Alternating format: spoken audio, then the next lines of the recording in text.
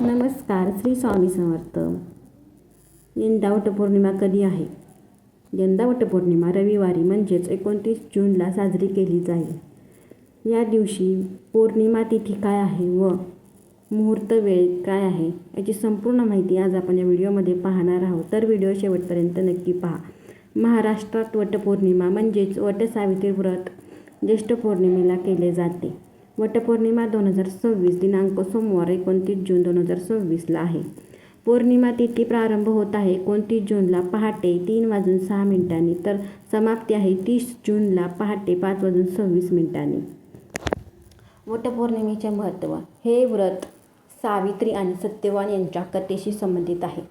सावित्रीने आपल्या पतिव्रतेच्या सामर्थ्याने यमराजांकडून सत्यवानाचे प्राण परत मिळवले होते. म्हणून पतीच्या दीर्घायुष्यासाठी आणि कुटुंबाच्या सुखसमृद्धीसाठी हे व्रत केले जाते. या दिवशी महिला वडाच्या झाडाची पूजा करतात. वडाचे झाड दीर्घायुष्य, स्थैर्य, अखंड सौभाग्याचे प्रतीक मानले जाते. पतीच्या दीर्घायुष्यासाठी, उत्तम आरोग्यासाठी, कुटुंबाच्या सुखसमृद्धीसाठी आणि वैवाहिक जीवनातील प्रेम सौख्य टिकून राहावे यासाठी हे व्रत केले जाते. तर या दिवशी पूजा करण्याची योग्य वेळ कोणती आहे ते आपण पाहूया. सूर्योदयानंतर सकाळी व दुपारपूर्वी पूजा करणे सर्वसाधारणपणे शुभ मानले जाते. पौर्णिमा तिथी दिवसभर असल्याने सकाळची वेळ उत्तम राहील. त्यामुळे तुम्ही सकाळच्या वेळेतच ही पूजा करायची आहे. या दिवशी अनेक महिला उपवास करतात. तर उपवास कसा करायचा आहे तुमच्या परीने तुम्हाला जसा योग्य वाटेल तसा उपवास करा. सकाळी लवकर उठून स्नान करावे, स्वच्छ वस्त्रे परिधान करावे, स्वच्छ किंवा शक्य असल्यास नवी साडी नेसावी. दिवसभर उपवास करायचा आहे. काही ठिकाणी उपवास करतात, काही ठिकाणी करत नाही. तुमच्या इथे जशी प्रथा असेल तसे तुम्ही करू शकता.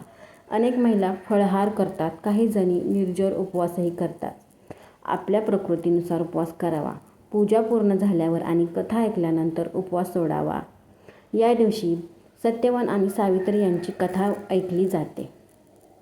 व्रताच्या दिवशी देवपूजा करायची, दानधर्म केला जातो, वडीलधाऱ्या लोकांचा आशीर्वाद घेतला जातो. सावित्री आणि सत्यवान यांची कथा श्रवण केल्याने अनेक जण करतात.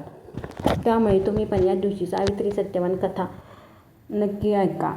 या दिवशी काय टाळायचे आहे? या दिवशी भांडण, कटू बोलणे, असत्य बोलणे, तामसिक अन्न किंवा मांसाहार घेणे टाळायचे आहे. या दिवशी तुम्ही वडाची पूजा करायची असते. या दिवशी वडाची पूजा केल्याने पतीला दीर्घायुष्य लाभते. त्यामुळे वडाची पूजा नक्की करा.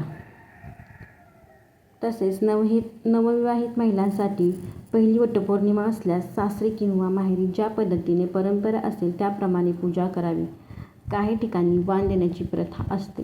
जशी प्रथा तुमच्या इथे आहे तशी तुम्ही करू शकता. नवविवाहित महिलांची पहिली वटपौर्णिमा काही ठिकाणी आईकडे केली जाते, काही ठिकाणी सासरी केली जाते. या दिवशी शुभ मुहूर्त आणि वेळ. पूजेची उत्तम वेळ कोणती? वेळ सकाळी 8:55 ते दुपारी 12:30 अतिशय उत्तम वेळ आहे. आणि टाळायची वेळ म्हणजेच राहू काळात सकाळी 6:44 ते 8:27 दरम्यान पूजा करणे टाळावे.